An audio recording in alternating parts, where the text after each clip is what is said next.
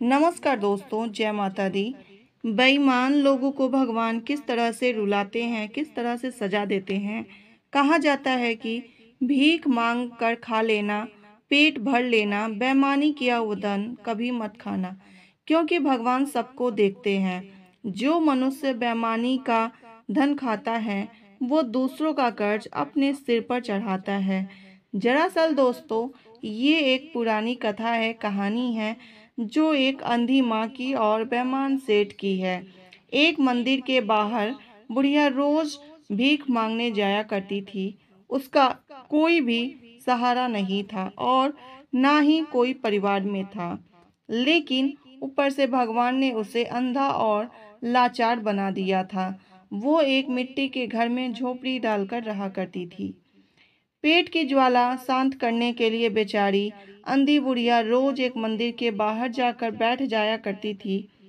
जो भी श्रद्धालु भक्त मंदिर में दर्शन करने आते थे, वे उस बुढ़िया को कुछ पैसे दान में दे दिया करते थे। फिर अंधी बुढ़िया उनको खूब दुआएं दिया करती थी और उनका घर परिवार अच्छा से सुख संपन्न रहे, हमेशा कहा करती थी।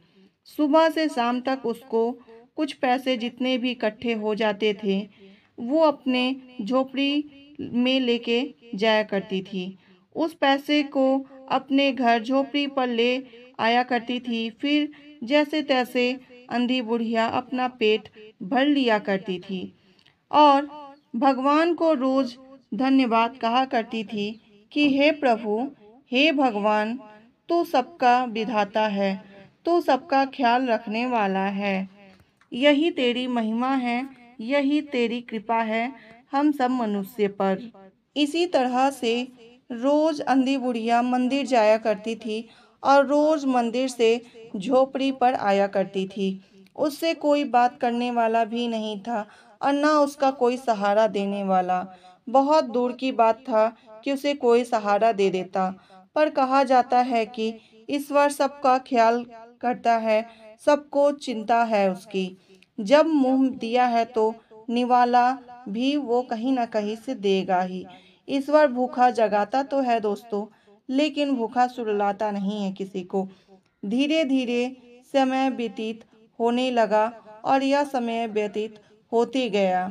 अंधी बुढ़िया भी अकेला जीवन व्यतीत कर रही थी, पर एक दिन कुछ ऐसा हुआ कि ईश्वर ने उसे दो आंखें दे दी। दरअसल दोस्तों, ऐसा हुआ एक दिन कि 10 वर्ष का बालक खेलता कूदता वो कहीं से उस अंधी बुढ़िया के पास आकर लिपट जाता है और माँ माँ कहने लगता है। अंधी बुढ़िया भी सोच में पड़ गई कि ये बालक किसका है, लेकिन वो कुछ समय बाद वो ये जानने का प्रयास भी नहीं की कि ये बालक किसका है। उसे बेटा बेटा कहकर और उसको अपने सीने से लगाकर रोने लगी और खूब वो रोई, क्योंकि उसका कोई भी सहारा नहीं था इस दुनिया में दोस्तों। अंधी बुढ़िया तो एक बेटा पाकर वो बहुत खुश हुई और अपनी ममता को उमड़ कर वो खूब रोया करती थी, इसलिए कि वो कोई उसका बालक नहीं था और न उसको अपनी माँ कहने वाला था।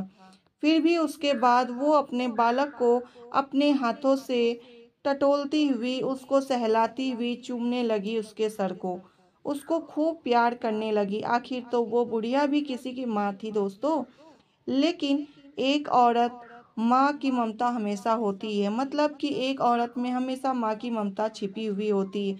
चाहे वो माँ बने या ना बने दोस्तों, वो उसके अंदर हमेशा ममता रहती है, क्योंकि स्त्री का काम और कर्तव्य यही है कि वो किसी को भी देखकर रोना सीख जाती है और रोया करती है। अगर किसी को ये देखेगी दुख में तो खूब रोएगी, अगर सुख में देखेगी तो खूब हंसेगी। स्त्री का काम ही है दोस्तों ऐसा। फिर उसके बाद वो उस बालक को ऐसे प्यार करती थी कि जैसे वो अंधी बुढ़िया का ही बालक हो, वो उसका अपना सगा बेटा हो।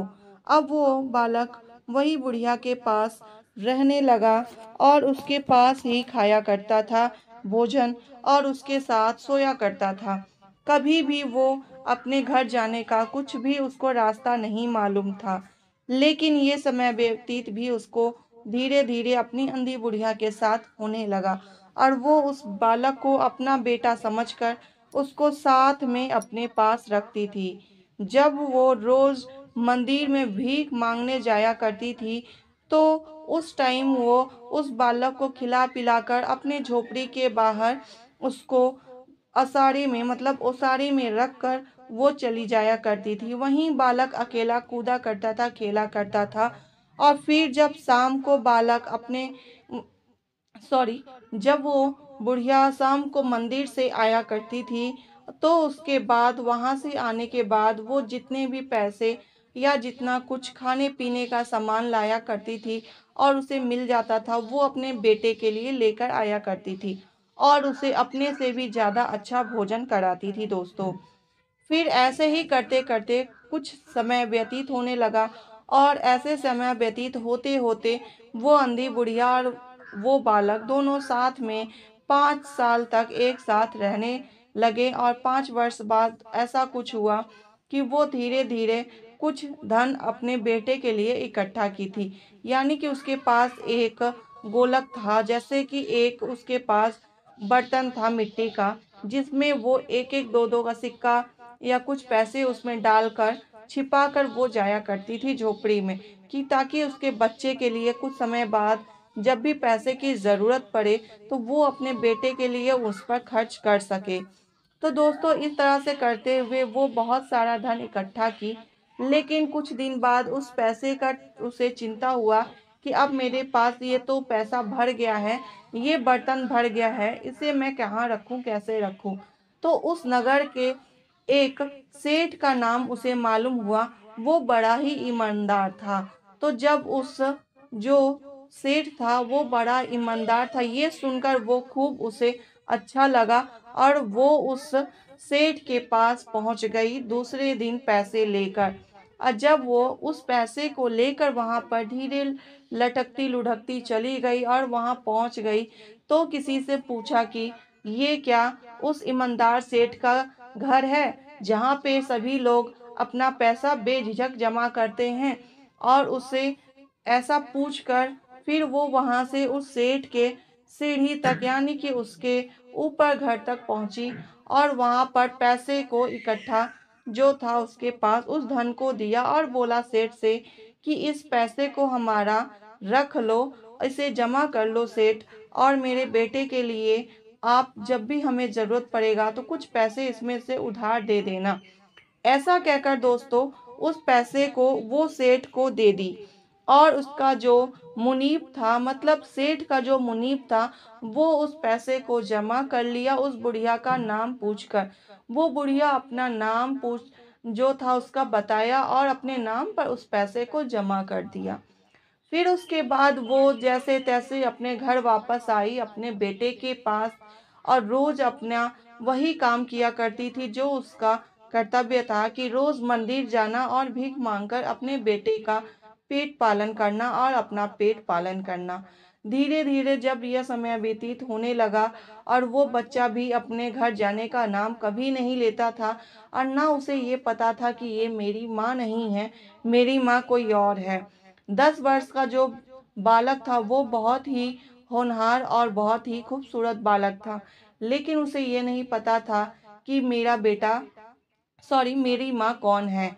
जब वो उस बुढ़िया को अपनी माँ ही समझता था, तो वो बुढ़िया भी अपने बेटे की तरह उसे समझती थी और रखने लगी। धीरे धीरे जब और कुछ समय व्यतीत हो गया, जब वो बेटा बालक 15 साल का हो गया, तब उसे कुछ दिन बाद ऐसा हुआ कि उसको अचानक से बुखार आ गया। बुखार आया, उसका तबीयत इतना अचानक बढ़ गया कि खराब हो गया कि हम क्या बताएं दोस्तों। वो बेचारी खुद सोचने लगी कि काश मेरे पास कुछ पैसे होते तो इसका मैं दवा करवा लेती, इसका मैं इलाज अच्छे से करवा लेती। ये सोचकर बुढ़िया खूब रोने लगी और उस बेटे को सीने से लगाकर खूब अपना उसको कहने लगी कि काश मेरे पास कुछ ऐसा धन रहता। लेकिन फिर उसे याद आया कि हमने इस जो नगर के ईमानदार सेठ हैं उनके पास अपने कुछ पैसे हमने गिरवी रखे हैं, उसको जमा किए हैं दोस्तों। ऐसा कहकर वो वहां से बोली कि बेटा तुम यहीं पर कुछ समय लेटे रहो, हम उस ईमानदार सेठ के पास जाते हैं और वहां से उस धन को लेकर आते हैं, उस पैसे को लेकर आते हैं जो हमने जमा किया था। ऐसा कहकर वो वहाँ से चली गई उस ईमानदार सेठ के पास और वहाँ पर जा पहुँची ईमानदार सेठ के घर पे। और वहाँ पे जब जाकर बेचारी बुढ़िया ने कहा कि सेठ, हमने कुछ साल पहले तुम्हारे पास अपना धन जमा किया था, कुछ हमने अपना पैसा तुम्हारे पास जमा किया था। तब सेठ ने बड़ी बड़ी आंखें करके उसके तरफ देखा और कहा कि बुढ़िया, तुम कब पैसा जमा कर दी? फिर बुढ़िया खूब रोई और गिलगिलाने लगी कि बेट सेठ, एक बार देख लो, मेरे बेटे का हाल बहुत बुरा है, मेरे बेटे की तबीयत खराब हो गई है, बहुत ज़रूरी है हमें पैसे की। जो हमने पैसा जमा किया था उसे हमें दे दो, उसमें से या तो कुछ पैसे ही दे दो तुम। ऐसा कहकर वो सेठ से कहने लगी और रोने लगी। लेकिन सेठ नहीं माना और कुछ समय बाद फिर वैसे ही टटोलते हुए मन से कहा कि मुनीब, देखना क्या इस बुढ़िया ने कभी पैसे जमा किया है, इसका नाम पूछ के। तब उसने वहां से अपना उसका नाम पूछा और कहा कि बुढ़िया, क्या तुम्हारा नाम है? बुढ़िया जब नाम सुनाई तो उसके बाद से उसने कहा कि नहीं सेठ, इसने कोई ऐसा पैसा जमा नहीं किया है, ना इसने कोई धन जमा किया है। फिर वो वहां से बोली कि ठीक है सेठ, जब तुम मेरा ही धन नहीं वापस कर रहे हो, कोई बात नहीं।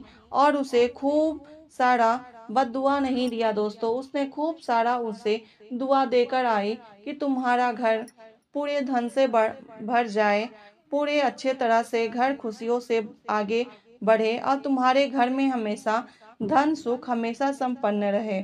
ऐसा कहकर वो वहां से रोती बिलखती हुई फिर अपने झोपड़ी के पास आई और अपने बेटे से लिपट कर फिर रोने लगी।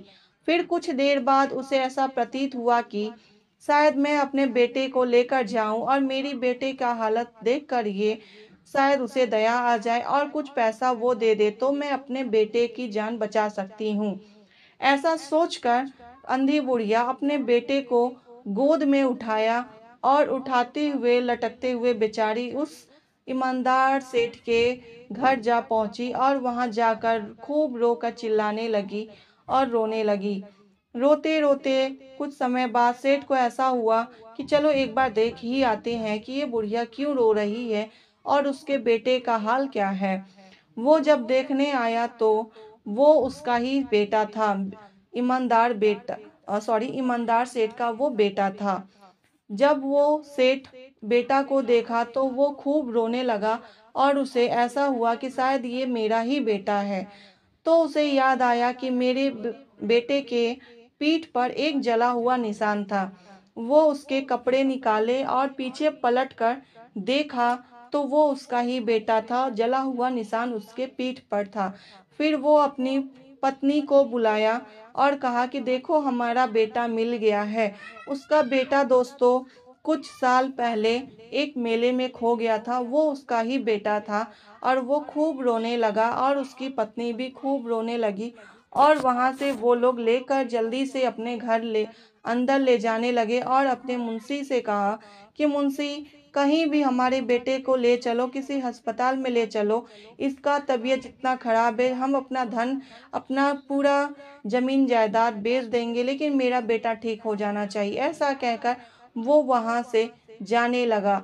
तो बुढ़िया ने कहा कि अपना बेटा निकला तो तुम सारा घर खेत सारा जमीन जायदाद बेच दोगे, और यही अगर मैंने कहा था कि मेरे बेटे की तबीयत खराब है, कुछ धन दे दो हमारे में से जो हमने तुम्हारे पास धन जमा किया है, तो तुमने उसे देने से मना कर दिया।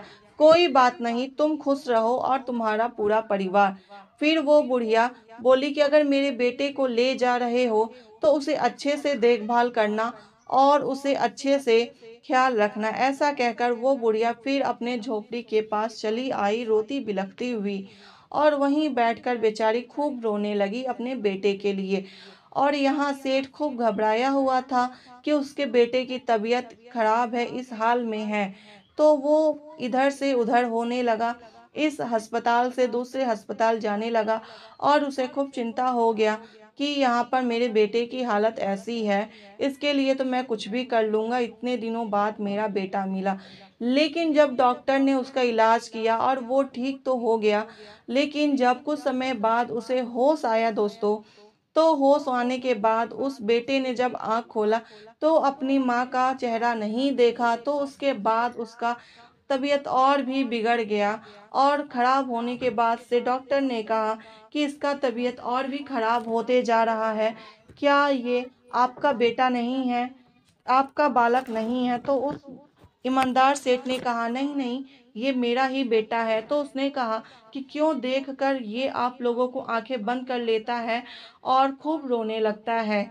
तो उसने कहा कि ठीक है, मैं इसकी माँ को लेकर आता हूँ, यानी कि वो अंधी बुढ़िया को अपने बग्गी पर बैठकर लाने चला गया और वो जाकर जब वहाँ देखा कि बुढ़िया भी बैठकर खूब रो रही थी अपने बेटे के लिए, तो उसने अंधी बुढ़िया से कहा कि बुढ़िया चलो, तुम्हारा बेटा बहुत रो रहा है, उसका तबीयत बहुत खराब है, वो ठीक नहीं हो रहा है, चलो तुम ही ठीक कर सकती हो। ऐसा कहकर वो वहाँ से चली गई और वो उससे रहा नहीं गया, तो वो भी बग्गी पर बैठकर वो अपने बेटे के पास चली गई। तब वो वहाँ जाकर अपने बेटे से मिली और उसका बेटा ठीक हो गया दोस्तों। और वो अपने बेटे के साथ खुश तो रहती थी, लेकिन फिर कुछ दिनों के बाद से कहा कि मुझे अपने झोपड़ी जाना है और जो मेरा कर्तव्य है वो हम अपना कर्तव्य से अपना पेट पालन कर लेंगे। सेठ से कहा कि सेठ, अब मुझे हमारे घर छोड़ दो। ऐसा कहकर वो वहाँ से अपना घर चली आई, अपने झोपड़ी चली आई वापस और वहाँ आकर खूब रोने लगी। लेकिन फिर उसने ईमानदार सेठ ने कहा कि नहीं नहीं, तुम अपने बेटे को लेकर जाओ और उसे खूब सारा धन देकर वापस किया कि तुम मेरे बेटे का अच्छे से ध्यान रखना और उसकी खूब सेवा करना। जो अंधी बुढ़िया अपनी माँ ना भी होकर उसे अपने माँ जैसा प्यार दिया, अपने बेटे जैसा समझा दोस्तों उसे। और उस ईमानदार सेठ ने एक बेईमानी की कि जिसके कारण से उसका बेटा भी देखो खो गया और उसे ऐसी हालत में मिला बेटा कि फिर उसे वापस नहीं मिला दोस्तों। तो आपसे भी एक यही निवेदन है कि आप हमेशा बातों को ध्यान में रखें और कभी भी बुरा कर्म ना करें और ना किसी की ऐसी बेईमानी करें कि जिससे आपका भी यही हाल हो कभी। तो आप अपने बच्चों को हमेशा अच्छी सीख दें और अच्छी बातें बताएं और अपने बच्चों को हमेशा 4 सीख मतलब 4 बातें ज़रूर बताएं। पहला ये दोस्तों कि कभी भी अपने बच्चों को ये हमेशा सिखाएं कि कभी भी किसी की चीज़ों को बेईमानी ना करें और ना किसी का चीज़ धोखा में लें। दूसरा कि किसी को देखकर जला ना करें, मतलब कभी भी जलन ना करें किसी को खाने पीने को लेकर या किसी को देख कर कि जला ना करें। तीसरा नंबर दोस्तों कि सभी के दुखों में सहायता करें, दुख को समझें। और चौथा है दोस्तों कि हमेशा अपने माँ बाप की बातें माने वो बच्चे और हमेशा दूसरे के दुख को समझे, हमेशा अपने माँ बाप के दुख सुख सब समझे। ऐसा करने से सारे बच्चे अच्छे बनेंगे और आगे भी अपने कर्म अच्छे ही करेंगे। तो दोस्तों आपको ये कहानी कैसी लगी, आप कमेंट बॉक्स में ज़रूर बताना और हमारी बातों को ध्यान में रखते हुए आप आगे इस कहानी में जो भी आपको कमेंट बॉक्स में समझ में आए तो ज़रूर लिखना दोस्तों, ठीक है। तो इस कहानी को आप आगे ज़रूर शेयर कीजिएगा।